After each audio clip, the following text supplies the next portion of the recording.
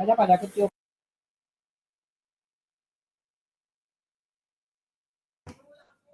Hello? Can you hear me? Yes, I hear you. Yeah, I can hear you. Okay, thank you.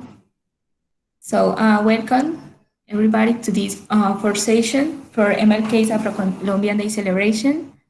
My name is Yaisa Asprilla, and my partner for this session is Andrea Cordova. We will be the moderators for this presentation today. We have the pleasure to introduce the teacher Marcelina Lopez Santos, who is an English and Spanish teacher. She has an information management specialist. She has been working as a teacher for 22 years, and this has brought her recognition and great experience. She focused her work on the development of an education and the Cathedral of Afro-Colombian Studies in educational institutions. Currently, she is the Territorial Consigliere for Afro-Descendant Planning. It's important to remember the protocol of this session. You can turn off your mic and your camera. Let's give her a one comment. Thank you for being here. Profe Marcelina, adelante.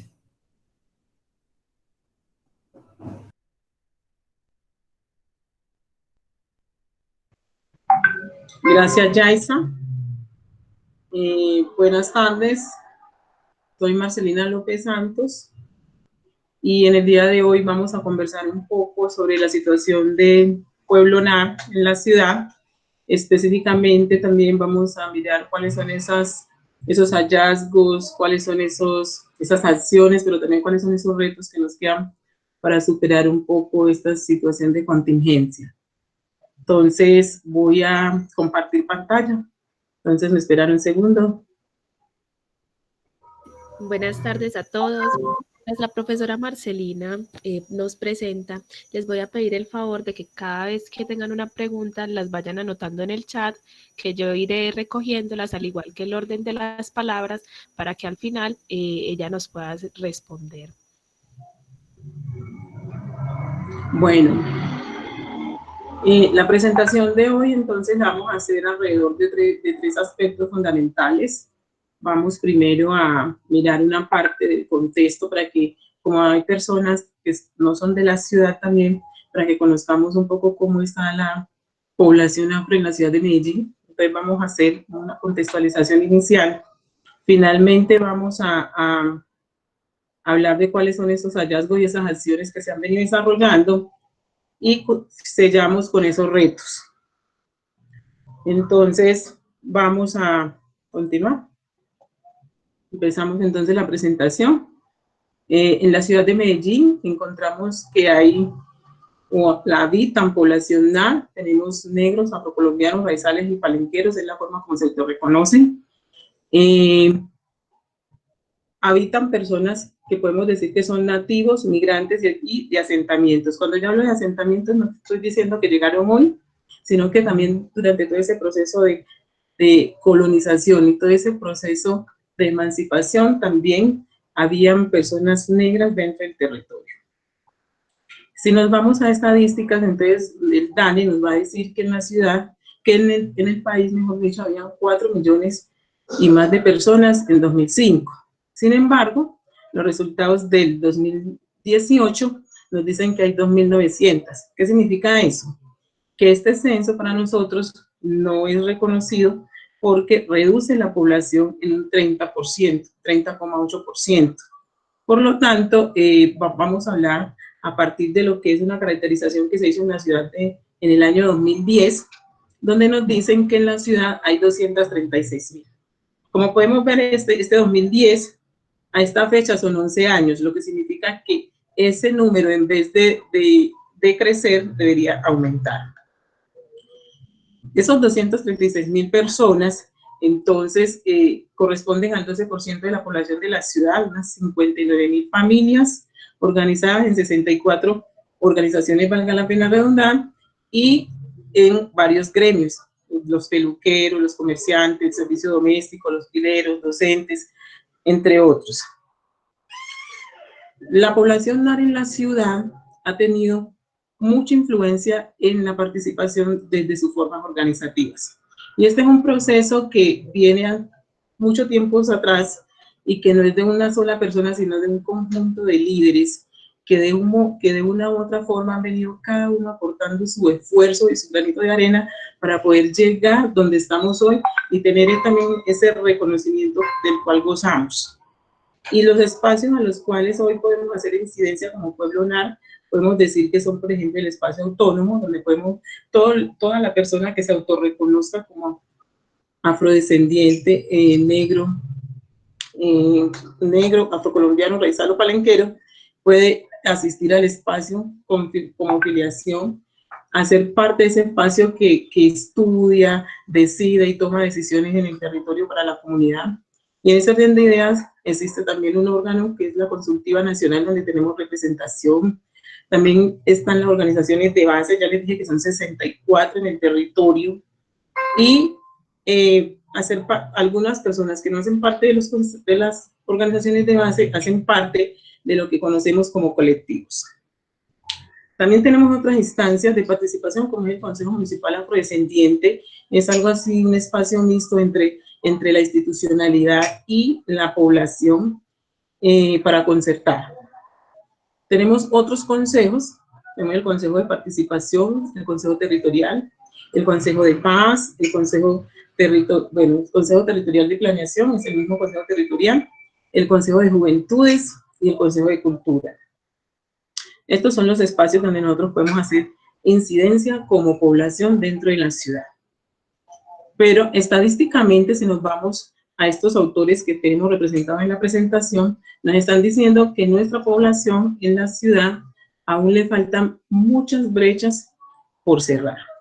Entonces, para cerrar esas brechas hay que tomar acciones, pero también tenemos que tener en cuenta que históricamente estereotipos, aspectos como estereotipos, prejuicios y racismos y discriminación ha sido como han sido los elementos fundamentales que no solamente una persona experta o investigador resalta, sino casi todos coinciden en que son los mayores o los principales elementos de vulnerabilidad para nuestra población. Y esto no es solamente en Medellín, esto es a nivel nacional y a nivel de todo. Y esto lo que nos ha generado también es como esa pobreza, esa marginalidad, y también ha convertido, por decirlo así, a nuestras comunidades en las zonas rurales en víctimas del conflicto y de la violencia. Para cambiar esto un poco, ¿qué sería lo ideal? Lo ideal sería que dentro de la sociedad hubiera un reconocimiento que parte desde las comunidades, pero también desde las entidades territoriales.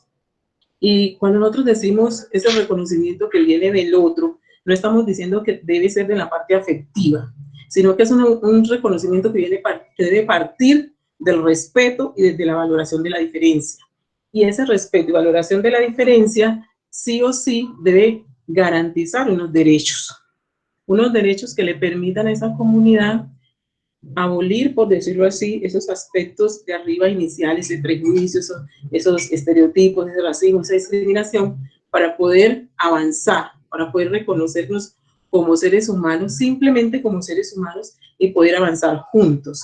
En ese orden de idea, entonces, entramos al tema que nos convoca hoy, y es cómo está entonces la situación de emergencia y del COVID-19 en relación con nuestra comunidad.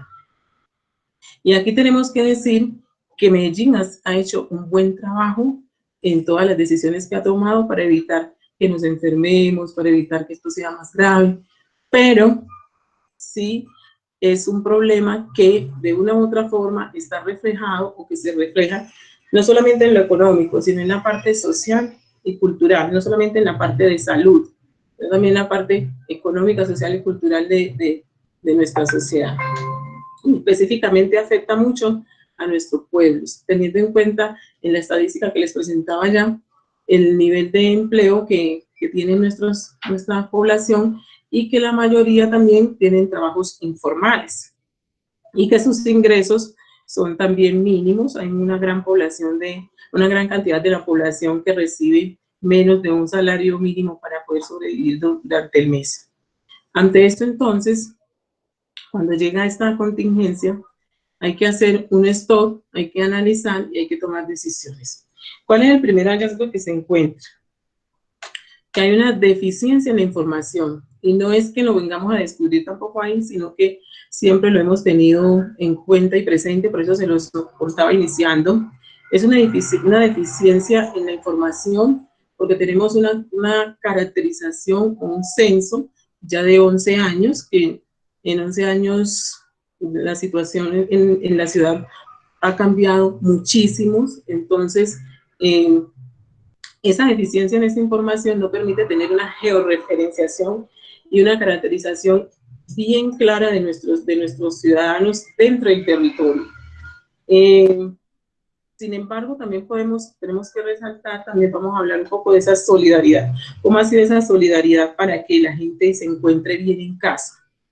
Y podemos decir que desde lo nacional, desde lo municipal, pero también desde las redes comunitarias, se han encontrado muchos apoyos, muchas ofertas.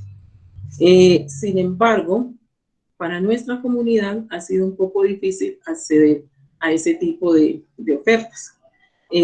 Especialmente aquella comunidad que no se encuentra registrada, que no se encuentra georreferenciada, y acá en la ciudad hay una particularidad, y es que muchas de nuestras comunidades habitan las zonas de riesgo y las zonas de periferia de la ciudad. Para eso, entonces, acá, por ejemplo, en Medellín, se nace lo que es la Medellín Me Cuida, la plataforma Medellín Me Cuida, donde el alcalde recoge la información de nuestra población. Ese para nosotros es una herramienta efectiva, porque no solamente va a poder identificar la población, sino que va a poder acercarles las ayudas. Para eso, entonces, nuestros líderes, estamos hablando de los representantes legales de las organizaciones, de los colectivos, estamos hablando de nuestros consejeros y consejeras. Su trabajo también ha sido un poco identificar esas necesidades que tienen dentro de su territorio y dentro de sus organizaciones, y acercar estos listados también un poco a lo que nosotros tenemos acá, que es el equipo de etnias, que direccionado desde la Secretaría de Inclusión Social y Derechos Humanos, atienden a nuestra comunidad dentro de la ciudad. Estos esfuerzos, ellos han hecho un gran esfuerzo también, y a la fecha podemos decir que han entregado 2.077 mercados. Sin embargo, hay muchas comunidades que hoy mismo se están diciendo: necesitamos más atención, necesitamos más ayuda, no nos ha llegado. Entonces, aquí también es como un llamado para mirar cómo solucionamos cómo ayudamos, cómo apoyamos estas comunidades, también porque sabemos cómo es estar en cuarentena, en casa, y sin los recursos necesarios para poder pasar el tiempo. La estrategia, por ejemplo, de los gerentes es una buena estrategia, porque es una estrategia que va al territorio, pero muchos de nuestros líderes también se quejan o se han venido quejando porque no hay acceso a que toda la población afro que habitan ese territorio puedan acceder a estas ayudas. No ha sido pues como posible en todos los casos. Zonas todavía como San Antonio de Prado, como Aures, como San Cristóbal, como Moravia, son como las que tengo pues al menos como esa constancia de que los líderes nos informan y nos dicen: todavía necesitamos el apoyo, todavía requerimos que nos atiendan a la población. Entonces también es como, no sé si por aquí me están escuchando, alguien que nos pueda apoyar, desde los consejeros, desde nuestros líderes, también hemos enviado muchas comunicaciones solicitando ayuda, solicitando apoyo, y más bien no hemos recibido pues como ese apoyo que se requiere, esa solicitud diligente. Entonces, frente a esto, ¿cuáles serían como esos retos?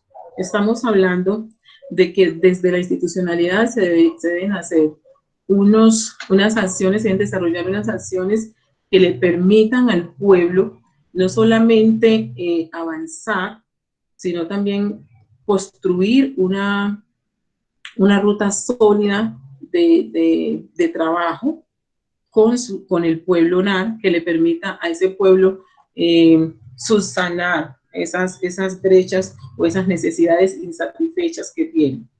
Para eso, entonces, es supremamente importante darle continuidad a la comisión accidental, una comisión accidental que se crea en la administración anterior con la doctora Maturana y que es supremamente necesario darle continuidad porque es la única forma que tenemos nosotros para poder darle como ese seguimiento a esos proyectos, a esos programas que se desarrollan, a esas actividades que se desarrollan en la ciudad, no solamente desde el equipo de ENIA, sino también desde las diferentes secretarías de la institucionalidad. Y para eso también es supremamente importante avanzar en avanzar en la implementación de la transversalización. ¿Y qué es la transversalización? La transversalización es que en todas las dependencias y en todas las secretarías del municipio se aplique lo que nosotros conocemos como enfoque étnico diferencial y la variable étnica. Es la única forma que nosotros tenemos de que nuestra comunidad sea atendida de una forma global, general, en todas sus necesidades, teniendo en cuenta que cada una de estas tiene su propia misionalidad. La formación de funcionarios públicos en el manejo de la transversalización. Si no formamos estos funcionarios en el conocimiento y manejo de lo que es un enfoque diferencial, lo que es una variable étnica y esto cómo se maneja, entonces no vamos a poder aplicar ninguna de las anteriores. Lograr una asignación presupuestal que permita la implementación de los planes. Este es otro gran avance muy positivo que tenemos nosotros en la ciudad. Y es que durante la administración pasada, a través de nuestros líderes y a través del acompañamiento del equipo de ENIAS, pudimos construir lo que nosotros conocemos como nuestro plan municipal y nuestro plan de desarrollo, de etnodesarrollo, donde están consignadas no solamente todas nuestras casuísticas, nuestras problemáticas, sino que también están consignados todos nuestros proyectos, todos nuestros programas, todo nuestro porvenir. El plan de desarrollo, el plan municipal está construido con una visión de 10 años y nuestro plan de desarrollo está construido con una visión de 25 años, supremamente importante porque es una secuencia, es algo que le vamos a poder hacer un seguimiento, administración año tras año, administración tras administración para ver su nivel de cumplimiento y precisamente por eso necesitamos también, como decía inicialmente, esa comisión de asignación. Fortalecer la implementación de la educación según el acuerdo 085. Ese es otro gran logro también que nos deja la administración anterior y es poder tener ese acuerdo, esa ley, esa norma que reglamenta la educación en la ciudad y que hoy en día tenemos un gran compromiso y es con el decreto reglamentario que nos permita también como decir cómo se va a desarrollar. Pero el hecho de que ya tenemos el qué y la forma, eso es una ganancia sumamente grandísima y que debe aunar fuerzas y debe fortalecer lo que nosotros conocemos también como la red y la mesa interinstitucional de racismo. Estos dos elementos, la red y la mesa, también son una apuesta de la dirección de ENIA que fue supremamente significativa en la administración pasada y que no podemos dejar perder porque si nosotros no trabajamos, si nosotros no formamos a ese otro, que como les decía inicialmente, que es aquel con el que convivimos, con el que compartimos, que es aquel con el que nosotros vamos al trabajo, vamos a la escuela, los tenemos como vecinos. Si nosotros no los acercamos a nosotros, a nuestra historia, a nuestra idiosincrasia, si nosotros no los acercamos a todo lo que son nuestros saberes ancestrales, entonces ellos no van a poder hacer esa parte del reconocimiento. Solamente te puedo reconocer cuando yo conozco acerca de ti.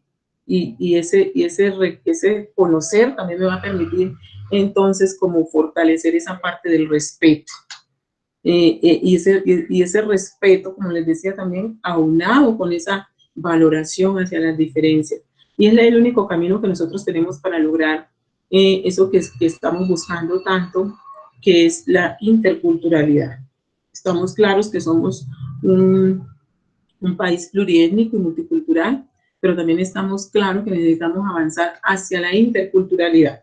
Y aquí quiero hacerles también como esa aclaración, y es que cuando nosotros hablamos de la y la pluriculturalidad, estamos diciendo que en ese territorio existen varias culturas, estamos diciendo que en ese territorio hay varias identidades. Pero cuando nosotros hablamos de la interculturalidad, estamos diciendo que no solamente existen, sino que hay una integración, hay una vivencia, hay un respeto. O sea que por eso digo que nuestro reto es llegar a ese proceso intercultural, llegar a convivir, reconociéndonos, aceptándonos, y también para que las personas NAR, en este caso negros, afrocolombianos, raizales y palenqueros, ejerzan y realicen también su proceso de autorreconocimiento, su proceso de valoración, digamos, sentido de pertenencia, su proceso de fortalecimiento de la autoestima. En esto también sería importante, entonces, si tenemos unos retos con la institucionalidad, entonces, ¿cuáles serían los retos para trabajar con la comunidad? Los retos para trabajar con la comunidad, entonces, podríamos resaltar, por ejemplo, motivar a la participación. Ya hemos dicho que tenemos muchos espacios donde nosotros podemos participar. Sin embargo, falta mucha participación. Y para lograr esto, entonces, lo que nosotros proponemos también, y lo que hemos venido hablando en los diferentes espacios donde tenemos la palabra, se necesitan hacer un nombramiento de líderes territoriales, líderes que se empoderen en su territorio, líderes que acerquen estas oportunidades y que ayuden también a la dirección de ETNIA con el desarrollo de sus procesos. Y para eso es imperativo, entonces, que hagamos lo que es el censo poblacional con apoyo directo de la comunidad a través de sus líderes. Este censo poblacional debe ser barrial, debe ser, por eso decimos con los líderes, para el que pueda ser efectivo, para que pueda ser real y para que nosotros tengamos una georreferenciación en la cual podamos confiar y con la cual podamos trabajar para ahora sí poder decir que nosotros estamos haciendo algo por las familias NAR en la ciudad. Organizar la comunidad desde el territorio significa entonces crear también unas mesas afrocomunales, que ya se ha venido como avanzando en este ejercicio, ya sabemos el cómo, faltan también son como los recursos para poner esto en marcha, pero yo diría que las mesas afrocomunales son como ese corazón, son ese centro significativo e importante que nosotros debemos tener dentro de la ciudad para poder llegar al territorio. Y si nosotros llegamos al territorio, seguramente vamos a poder atender de una forma eficiente a nuestras comunidades. Crear unidades móviles que lleven la oferta al territorio, esto sería por parte de la dirección de ETNIA o por parte de estas secretarías o entes de la municipalidad que están aplicando todo el proceso de transversalización. Si ellos hacen bien el proceso de transversalización, entonces también debemos llegar al territorio a partir de esa organización y de esa participación comunitaria. El fortalecimiento de los derechos, el fortalecimiento de redes comunitarias. Si bien nosotros ya sabemos que existen unos gremios, sabemos que existen unos colectivos, sabemos que existen unas organizaciones de base, y estamos hablando de crear unas mesas afrocomunales. Cuando nosotros hablamos de esas redes comunitarias, queremos decir que estos entes, ninguno de los que acabé de mencionar, pueden funcionar solos. Debe existir también una forma en que ellos confluyan, en que ellos interactúen, porque solamente en equipo y conociendo las diferentes necesidades de los territorios podemos aportar mejor. Crear instituciones propias. Esto es un sueño, esto es una meta que el pueblo siempre ha tenido y que ha sido bastante esquivo, pero yo sé que con los líderes que tenemos, con las ideas que tenemos y con la motivación y la participación de cada uno de los integrantes del pueblo NAR, podemos alcanzar muchas cosas, podemos hacer mucho, y sé que esto tarde que temprano será como una realidad. Por ahora son como lo que tengo para contarles, lo que tengo para narrarles, y espero con mucho gusto poder contarles a ustedes poder responder las inquietudes y las preguntas que tienen. Bueno, por favor recuerden ir haciendo sus preguntas o apartando la palabra dentro del chat. Mientras recibimos preguntas, Entonces quería como resumir respecto a cómo, cómo en la ciudad, por ejemplo, en el caso de Medellín, los sujetos han participado activamente en la construcción de ciudad, pero a su vez, digamos que el Estado, principalmente las entidades del mercado, han venido socavando y fragmentando algunos de estos espacios construidos por los ciudadanos con la finalidad de alguna manera no solo debilitar lo colectivo, sino también de acumular algunos espacios en pro de algunas necesidades de la economía que se puede ver en la transformación de Medellín y cómo cada vez se han ido tomando espacios dentro de los proyectos de desarrollo que antes no se tenían incluido. Pero aparte de Medellín, creo que también en esto del COVID entran otras discusiones que nos acogen nacionalmente y pensaba, por ejemplo, en las discusiones y en los debates que se dieron en torno al censo nacional y cómo el censo nacional tergiversó la información, no llegó a toda la población y en ese sentido no alcanzó a visibilizar la participación de las poblaciones NAR dentro del territorio nacional y también frente a la amenaza de los liderazgos a nivel nacional. Eso cuando te referías a que hay que activarnos dentro de los liderazgos, trabajar más, visibilizarnos, pero a su vez está el conflicto de que hay una amenaza directa, que podría decirse que hay una guerra o un atentado directo hacia los líderes sociales. Y bueno, esos son los puntos que quería traer a colación como para que la gente se animara a hablar. Por aquí Dulcelis pidió la palabra, bien pueda Dulcelis. ¿Quieres hablar o hago la pregunta por ti? Ah, bueno, y luego Carmen.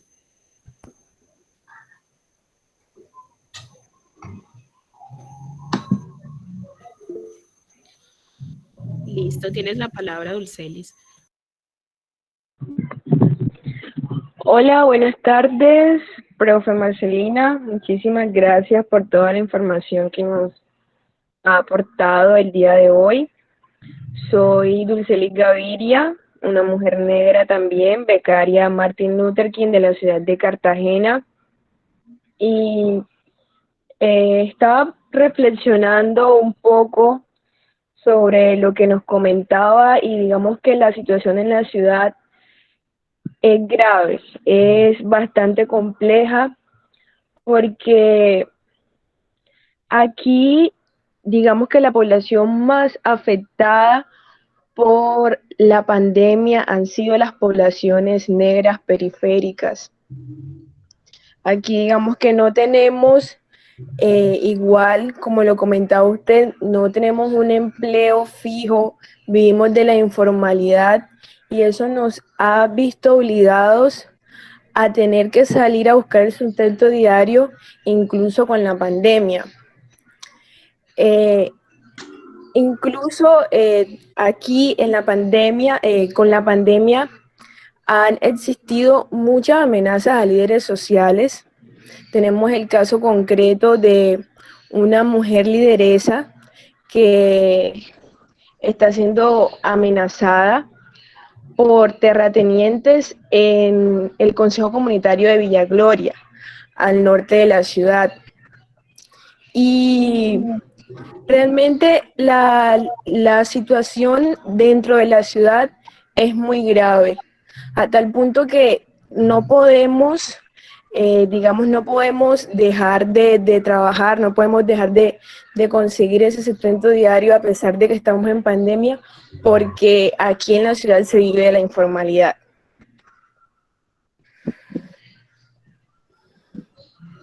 Sí, ese es un flagelo, por decirlo así, o es un aspecto en el que nosotros debemos trabajar con la construcción de políticas en cada uno de los territorios nacionales. Debemos pensarnos unas políticas que nos permitan fortalecer todo ese proceso de empleabilidad para nuestro pueblo, porque ahí no podemos decir que son los jóvenes o que son los adultos, pues es un asunto general.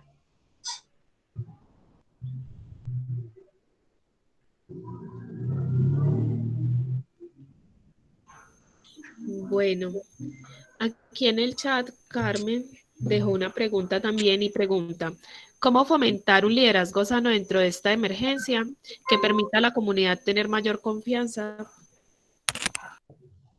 Pues digamos que lo principal es consolidar un equipo de trabajo, porque cuando detrás de un líder siempre tiene que haber personas. Una persona sola no puede gerenciar, no puede gestionar, no puede sacar ninguna tarea adelante. Entonces lo principal es tener un equipo de trabajo, tener una muy buena comunicación, tener unas ideas y unos pensamientos claros de qué es lo que se quiere, qué es lo que nosotros queremos hacer, cuáles son esas maneras, esas formas.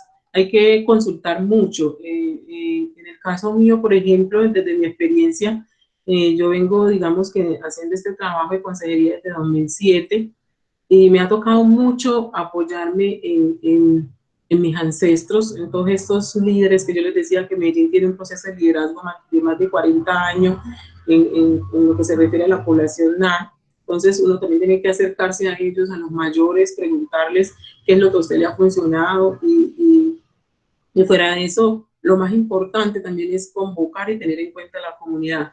Cada paso que uno da es supremamente importante y significativo contar con el pueblo. De hecho, las mismas normas que nos rigen a nosotros nos invitan a eso. Usted está ahí visible, usted es nuestro delegado. De hecho, nosotros siempre decimos que nuestra voz es la voz del pueblo porque nosotros somos delegados, pero no para tomar decisiones, sino para poder llevar esa palabra, una palabra que nosotros primero debemos consultar con la comunidad y después que la consultamos con la comunidad, tomamos decisiones.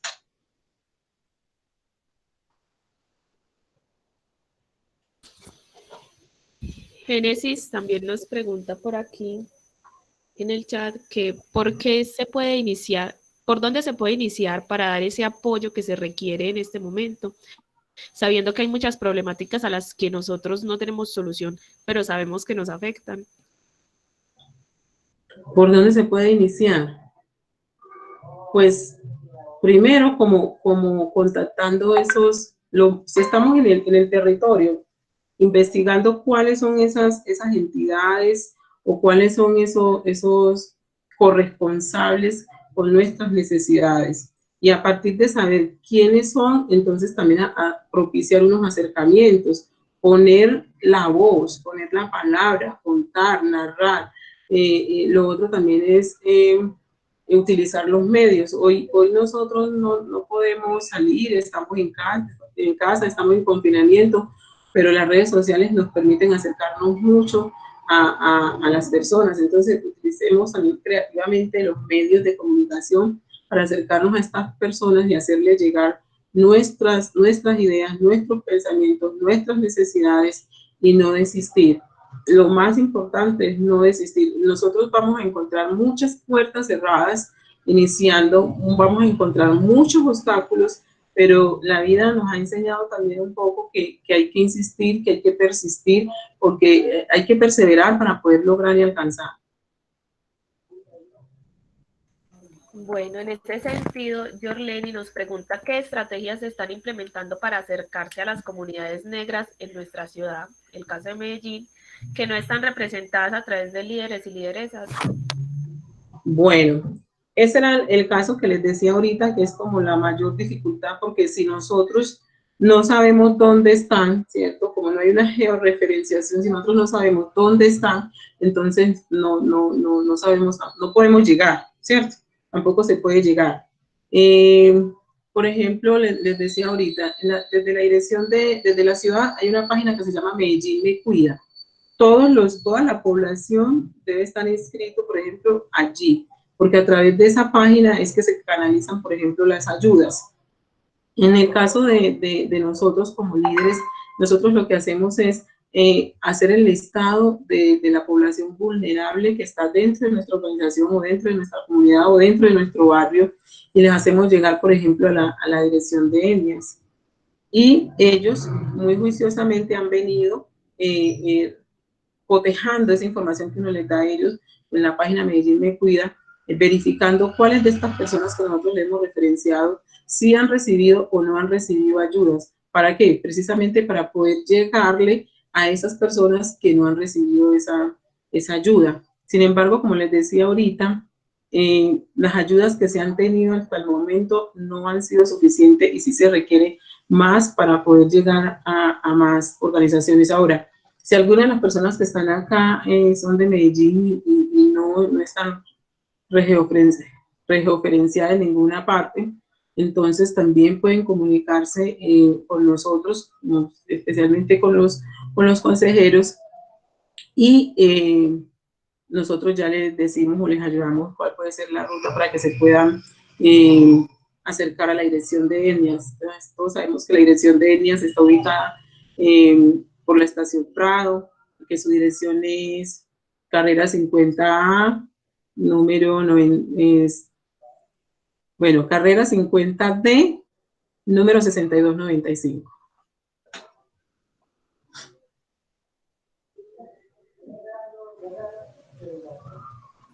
Exactamente. Bueno, recordemos, compañeros, que también la idea es que ustedes puedan hablar de cómo se está viviendo la situación en sus territorios, tanto los compañeros afros como indígenas o las personas que se encuentran en este espacio. Entonces también pueden pedir la palabra y decirnos cómo se vive o qué alternativas están haciendo en las demás ciudades y en los diferentes territorios cercanos a los cuales pertenecen.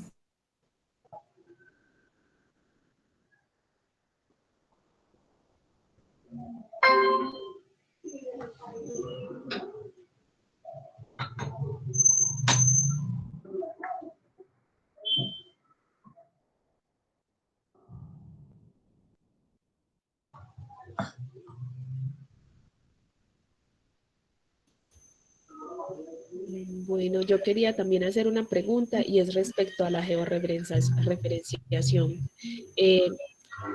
Por ejemplo, cuando resolvía el cuestionario de Medellín Me Cuida, por ejemplo, me percaté que no tenía preguntas que estuvieran relacionadas con el tema étnico. Entonces, me pregunto, por ejemplo, ¿cómo hacer que esas preguntas o cómo hacer que en este tipo de encuestas también se tengan en cuenta el tema étnico? Y Juliet Córdoba Mena también pidió la palabra. Pues yo no sé, si, igual hubo 2 páginas, pero en la página que yo me registré, ahí estaba la opción de afrocolombiano.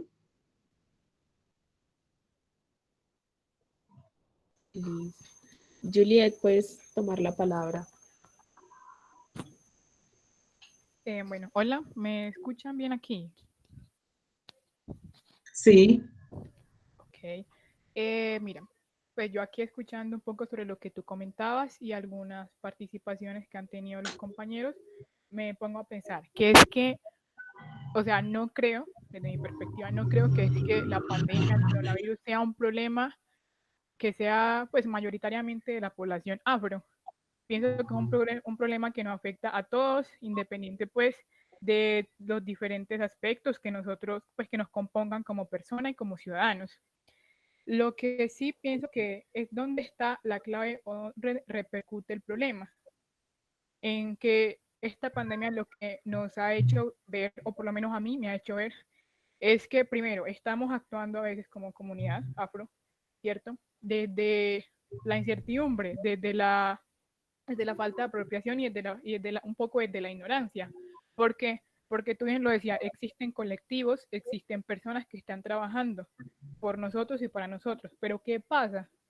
Las personas simplemente se quedan como, qué pena la palabra, a veces en la mediocridad de esperar que todo se va a resolver pues de manera externa y no empiezan a trabajar como personas por ese progreso, por esas oportunidades que nosotros como personas afro y como personas pues de natural nos merecemos.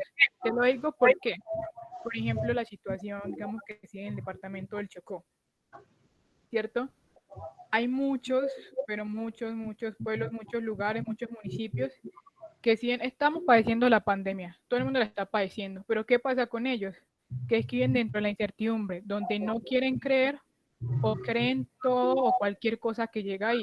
¿Cómo hacer, o sea, cómo generar o cómo luchar, cómo combatir con esa falta de apropiación de dinámica o estrategias que nos ayuden a nosotros a superar todas esas, pues a no vivir más en la incertidumbre ni tampoco a vivir de la dependencia de que nos van a venir a solucionar todo, sino que nosotros empecemos a generar pues oportunidades para nosotros y a salir de esa incertidumbre y a no ser conformistas y apropiarnos de nuestros problemas para poder solucionarlos. ¿Cómo se puede gestionar eso? Pues no sé si me hago entender. Bueno, primero estoy de acuerdo contigo. Esto no es un tema de población afro, esto es un tema a nivel mundial, esto es un tema que nos afecta a todos en las mismas condiciones. Sin embargo, el tema hoy sí es, lo que estamos hablando acá sí es la afectación que ha causado en la población NAR. Así es, así fue como lo titulamos. Por eso no hacemos referencia a los otros. Pero sí es un tema general, es un tema que a todos nos hace vulnerable de una u otra forma. En cuanto a lo que tú dices, yo creo que por eso no solamente nos quedamos en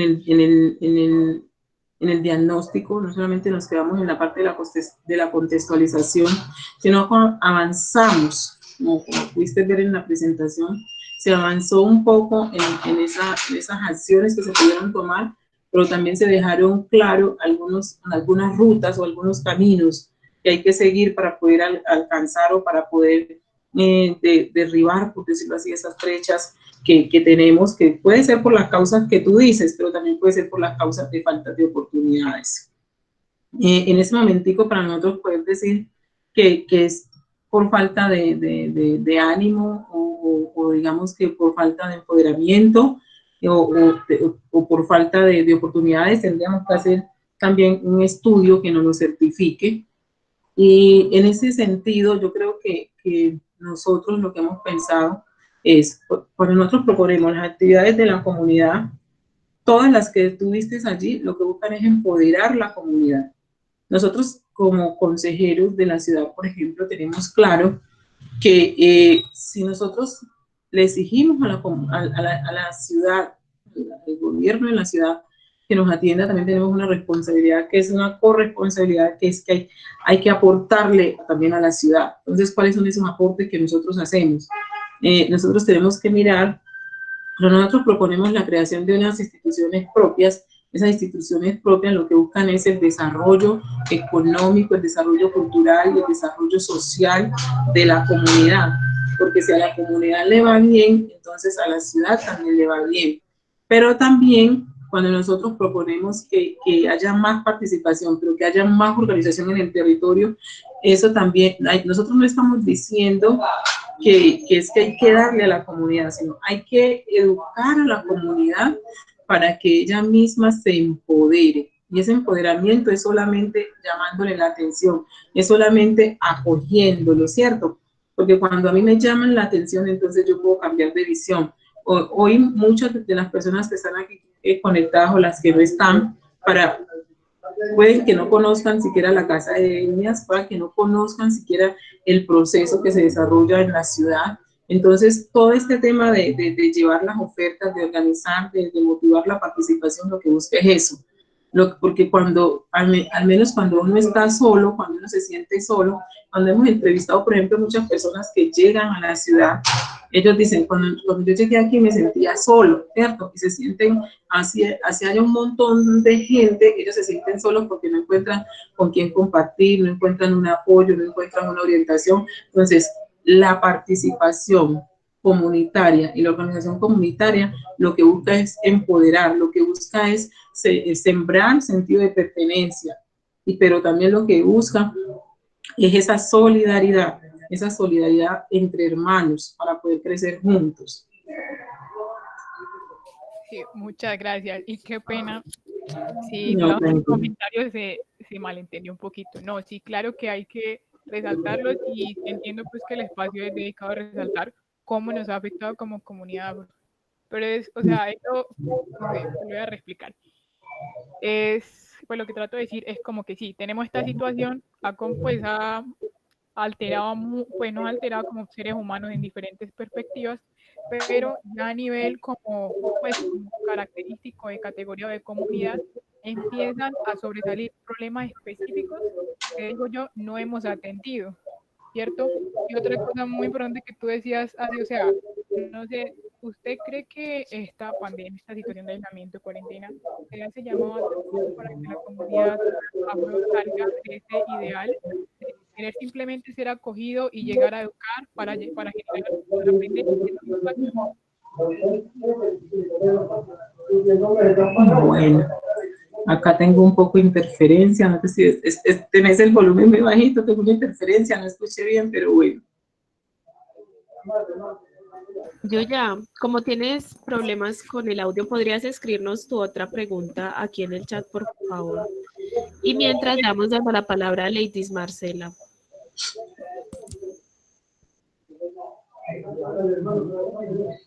Hola, buenas tardes a todos. ¿Me escuchan bien? Sí. Bueno, mucho gusto. Mi nombre es Marcela López, soy becaria Martin Luther King Apartado y feliz de estar aquí en esa conferencia y escuchar como todos esos aportes que tienen y esa perspectiva como de cómo ayudar a la población afro y étnicas desde, pues, con esa contingencia. Mi aporte es en relación con eso. En la zona de Urabá, como vamos a hablar un poquito pues de cómo está viviendo la contingencia en las diferentes partes, quería hablarles un poco de Urabá. Que los gobiernos, las entidades municipales y departamentales están haciendo pues mayor esfuerzo. Sin embargo, que ese esfuerzo no llega a toda la población y que no como falta de motivación de las personas por querer salir adelante, sino que no hay la oportunidad para salir adelante. Porque, por ejemplo, en Urabá, hasta la semana pasada, entonces esta semana ya de repente se salieron en turbo un caso y posiblemente pueda que haya muchos más infectados en apartados de un día para otro, por decirlo así. Salieron 8 casos y eso alteró la dinámica que venimos como recuperándonos y de ahorita el fin de semana hay toque de queda. Entonces la mayoría de la población vulnerable o entidades étnicas viven del día a día o viven de ese trabajo que salen a subsistir del diario. Y con estas medidas que toman las entidades gubernamentales, creo que les afecta. Y el hecho de que de pronto les prometan una ayuda, creo que eso no soluciona la problemática. Y que no es en la falta de motivación de las personas que radica el problema, porque puede que las personas estén motivadas, ellos tienen una familia que alimentar, unos hijos que alimentar, y ellos quieren salir a trabajar por sustentarlos, pero no pueden porque no tienen las medidas necesarias para salir y no tienen la oportunidad para poder salir adelante. Entonces yo creo que aunque el gobierno está haciendo esfuerzo, todavía falta mucho para que esto pueda manejarse de la mejor forma posible. Ese es mi aporte. Gracias. Muchas gracias.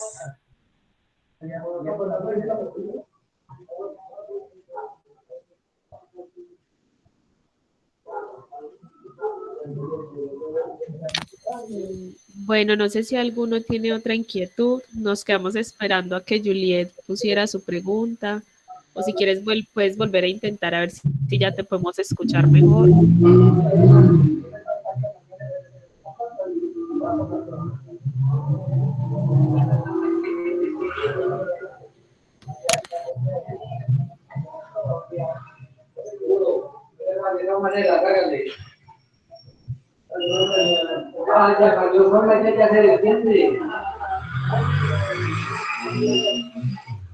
Bueno, yo creo que en últimas me gustaría preguntar qué se puede rescatar de esta situación, que podamos decir nos haya fortalecido como población SNAR o qué de bueno le podemos encontrar a todo esto en estos momentos.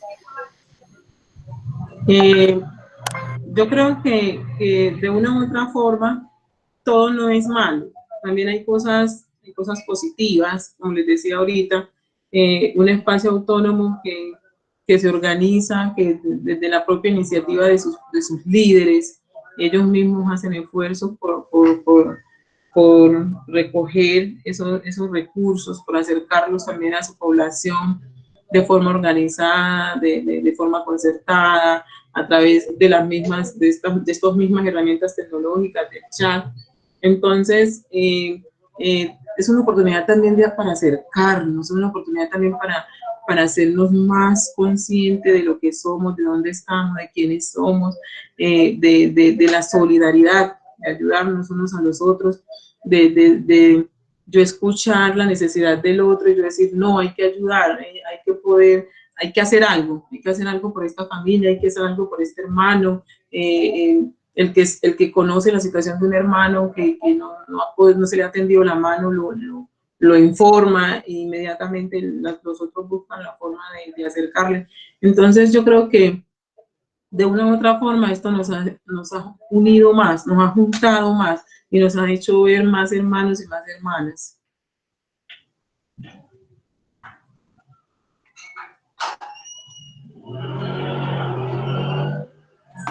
Bueno, tenemos otro aporte de Luis Montoya. Tienes la palabra.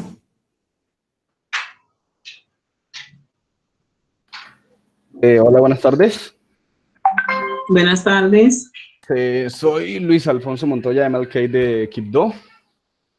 Y bueno, lo que quiero decir básicamente es que me encanta el hecho, sí, de que tengamos presente que debemos estar unidos, que en estos momentos tan difíciles nos podamos apoyar.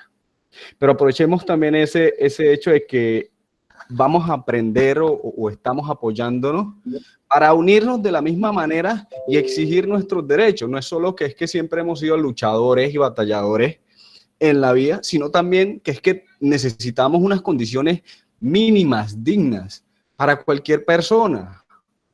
Para cualquier que usted vaya al mercado de aquí de Quibdó o cualquier otro mercado, qué sé yo, de Buenaventura o de cualquier lugar, y sencillamente las personas tengan las garantías mínimas de poder cumplir, digamos, con este tipo de restricciones que son tan difíciles. Es decir, imagínense una persona de esas tener que botar tanta comida o simplemente pues todo lo que hace o todo lo que genera para poder mantener a su familia, que en caso son muchísimas personas, ¿cierto? Y que suceden todos estos casos como en que en Quibdó todavía usted sale un día como hoy y usted ve las calles de Quibdó repletas de gente. Entonces pienso que también necesitamos aprender a unirnos no solo para apoyarnos, sino también para exigir lo que merecemos, hasta por ley, ¿cierto? Bueno, ese era todo el aporte que tenía.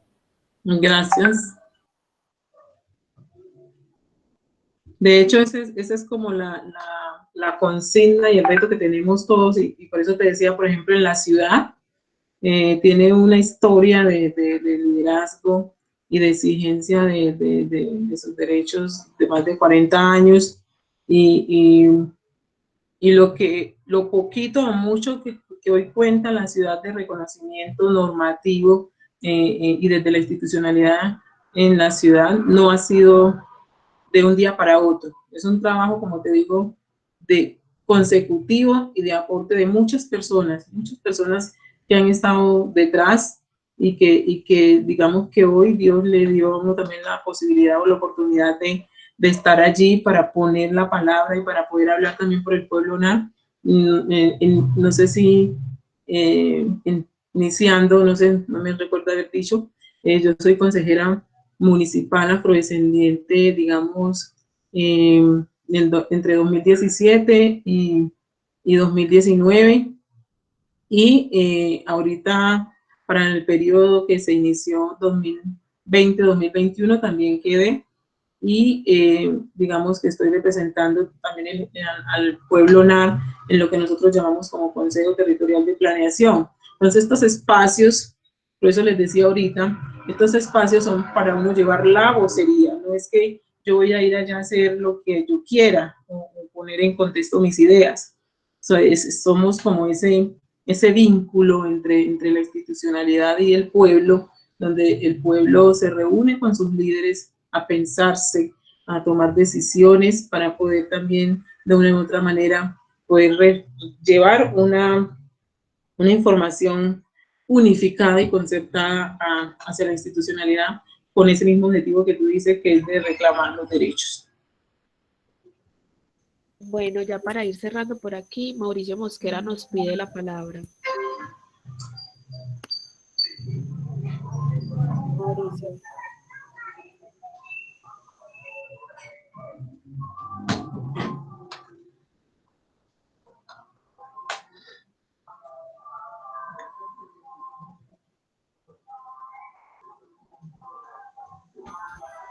Hola, Mauricio. ¿Puedes hacernos tu pregunta?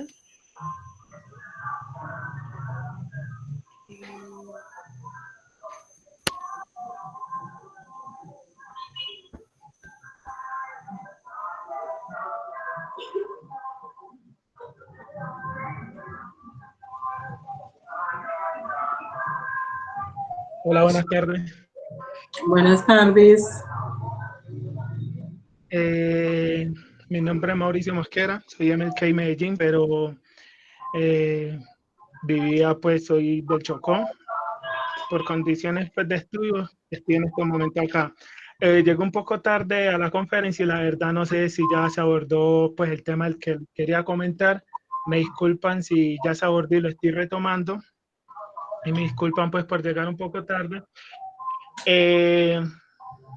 Digamos, en esta emergencia, esta condición, las que el COVID nos ha puesto a todos, me he puesto a pensar que, digamos, el lado bueno que le deberíamos sacar a esta situación es que me acojo a lo que han dicho muchos de ustedes y estoy totalmente de acuerdo que debemos buscar la unión y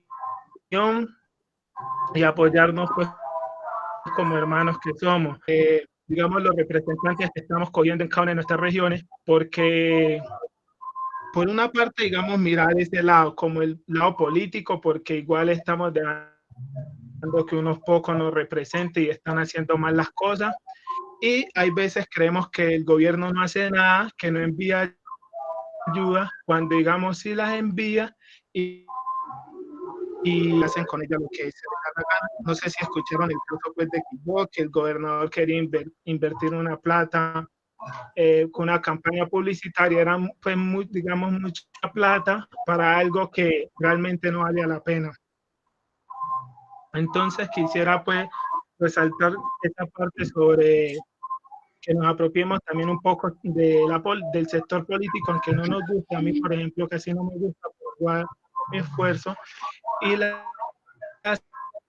segunda cuestión era que, digamos que, o sea, nosotros estamos empoderando a nuestras comunidades, le estamos dando cómo hacer que este conocimiento se convierta, digamos, en algo económico. Pero las comunidades se pueden ayudar y entre sí vamos a ayudar. Por ejemplo, ustedes saben que por una madre que sabe de plantas medicinales, que no. Entonces, es en sí cómo hacer que este conocimiento nos genere algún recurso económico, o sea, empoderarnos más con nuestros conocimientos y la parte, pues, de la política. Muchas gracias. Gracias a ti. Me encanta que estés acá en Medellín, me encanta que sean jóvenes porque de hecho hay una gran debilidad en nuestro liderazgo y es la falta del empoderamiento de los jóvenes. Y ante eso te cuento que, por ejemplo, para este 2020 se está organizando todo lo que es el Consejo de Juventud, el CMJ, a través de la Secretaría de Juventud, y en ese Consejo de Juventud nosotros tenemos una representación que se hace por elección de la comunidad joven de la ciudad, y que todo este proceso también lo manejan desde la dirección de ENES. Entonces, no es un poco uno quedarse también parado desde atrás, y es como la invitación que nosotros hemos venido haciendo, y también por eso aprovechamos cada espacio que nos dan para poner la palabra. No es uno quedarse parado desde la barrera mirando, sino también desde mi saber, desde mi entender, desde mi ser, yo qué puedo aportar. Y yo creo que es hora de que los jóvenes afros, los jóvenes NAR de la ciudad, negros, afrocolombianos, raizales y palenqueros, se acerquen a la dirección de etnias, se empoderen y conozcan el proceso, porque hay muchos jóvenes que no conocen el proceso, conozcan el proceso para que miren cómo funciona, y también para que en el futuro, cuando nosotros ya no estemos, porque yo sinceramente te digo, yo nunca pensé estar en esta posición, pero tomé la decisión precisamente porque me cansé de ver los toros desde la barrera y quise ingresar para aportar mi grano de arena. Entonces es como la invitación también en el día de hoy, chicos y chicas, ustedes desde su propio territorio y los que estamos acá en Medellín, que estamos en este encuentro, la reflexión del día de hoy también es invitarlos a ustedes a que se acerquen a estos procesos, porque ustedes tienen mucho que decir, tienen mucho que aportar, tienen unas ideas supremamente significativas, y es importantísimo contrastar esos pensamientos entre las generaciones, porque también de eso se crean y salen ideas nuevas. Entonces es como esa invitación a cada uno de ustedes para que se acerquen al proceso y averigüen también en su territorio cuáles son esas organizaciones, y si no, pues miren a ver cuál de las organizaciones que existen en la ciudad, con cuál pueden trabajar, o miren ustedes cómo pueden crear su propio colectivo, pero lo importante es que hagamos movimiento y que hagamos ciudad. Bueno, ya para ir finalizando, le vamos a brindar la palabra a Carmen. Carmen Jessica. Sí, buenas tardes, primero que todo. Me ha parecido muy interesante el que se pueda hablar de la situación del COVID-19 desde la parte de liderazgo, porque surge mucho a veces esa confusión de liderazgo. Pensamos que hay personas externas que son los que nos deben brindar las ayudas, cuando nosotros mismos también debemos tener una acción de autocuidado, una acción de también pensar no solo en nosotros, sino en nuestras familias y las personas que están a nuestro alrededor. Y he notado que esta situación ha creado que simplemente sean como quejas. Todos nos quejamos de cómo se hacen las cosas, pero no se ve como tal la solidaridad de alguien que quiera brindarle a alguien un pan en el momento que lo esté necesitando. Hay campañas, claro, pero esas campañas no llegan a todo mundo. Y esas personas que no pueden hablar, que no pueden expresarse, que están aún encerrados y que por desgracia están siendo consumidos por el miedo y la ansiedad, esas personas en estos momentos sienten que no tienen un apoyo. Por eso se están dando tantos casos de suicidio alrededor del mundo, no solo aquí en Colombia. Y hay situaciones que uno lee y se queda súper aterrado, pero es desde el mismo miedo que las personas tienen. Y somos humanos, nunca queremos estar en una situación de peligro, pero también es como mirar qué estamos haciendo desde nosotros o qué estamos aportando. He notado que hay espacios que algunos políticos abren en plataformas virtuales para hablar, pero mucha gente no entra a esos espacios. O hay leyes y muchas personas ni siquiera se dan la tarea de leer sobre eso. Entonces, a la final quedamos como a lo que nos puedan dar, pero no a lo que nosotros podamos lograr. Muchas gracias. Sí, yo quisiera decir algo ahí, también como para cerrar, y es eso que acabaste de mencionar ahí, que es supremamente importantísimo. Y en este momentico, por ejemplo, en la ciudad se está debatiendo, y yo creo que en todas las ciudades se están debatiendo los planes de desarrollo, y es ahí donde nosotros tenemos que hacer incidencia. Como decías tú, si no conocemos las normas, si no conocemos las leyes, si no conocemos los decretos, no conocemos nuestros derechos. La invitación hoy también es a que en los tiempos libres consultemos nuestras normativas y nos apropiemos de ellas.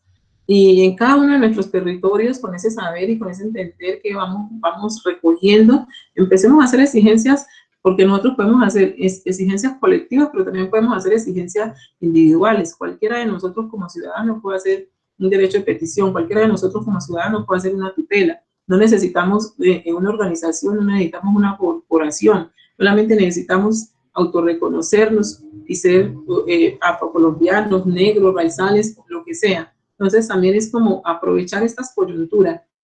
Todos sabemos que si nuestras ideas, nuestras necesidades no quedan incluidas dentro del plan de desarrollo, no vamos a recibir la atención que merecemos, por decirlo así, de acuerdo con el enfoque diferencial y la variable étnica. Bueno, tenemos para un último aporte en esta sesión a Yorlenis Mosquera Rosales. Te damos la palabra.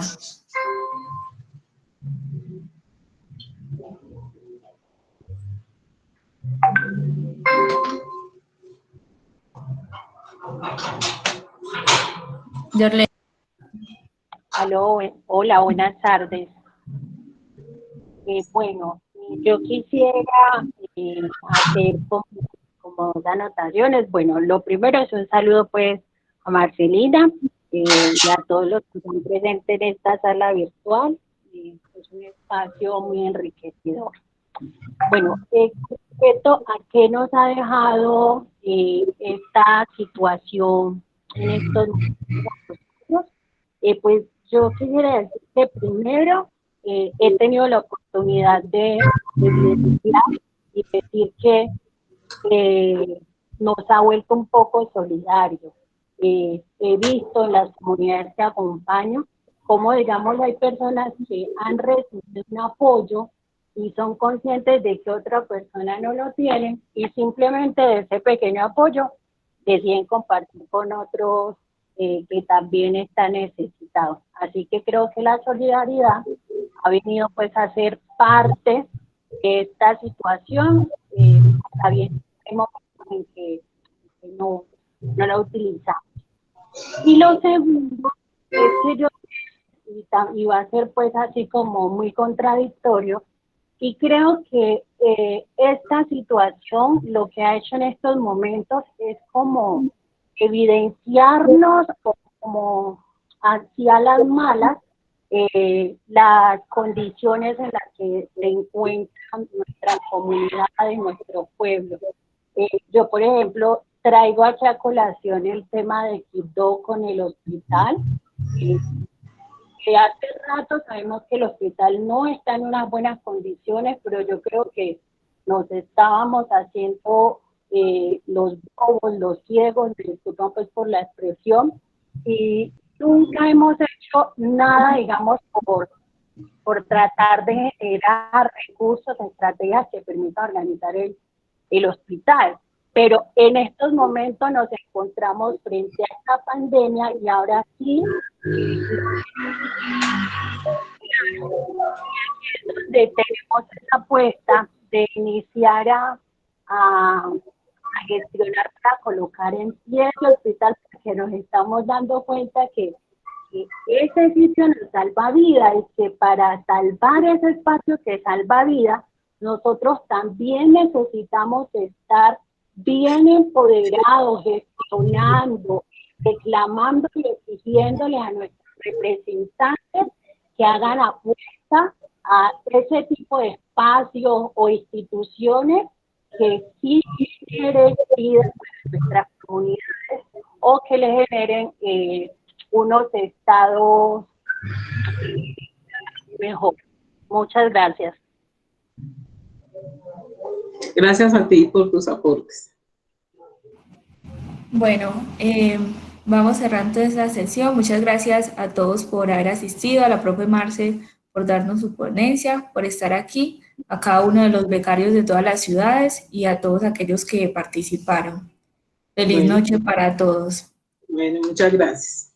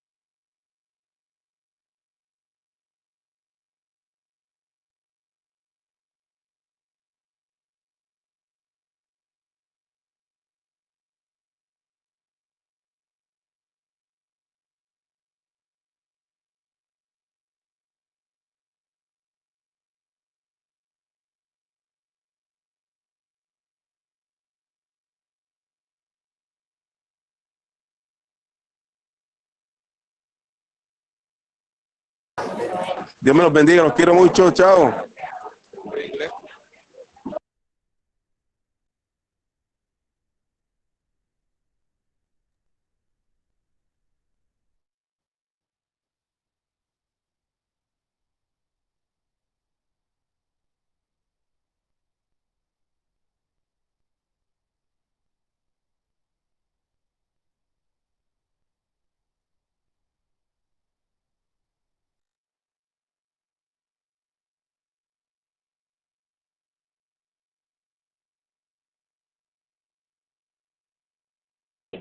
Ah, la Caterina ya es.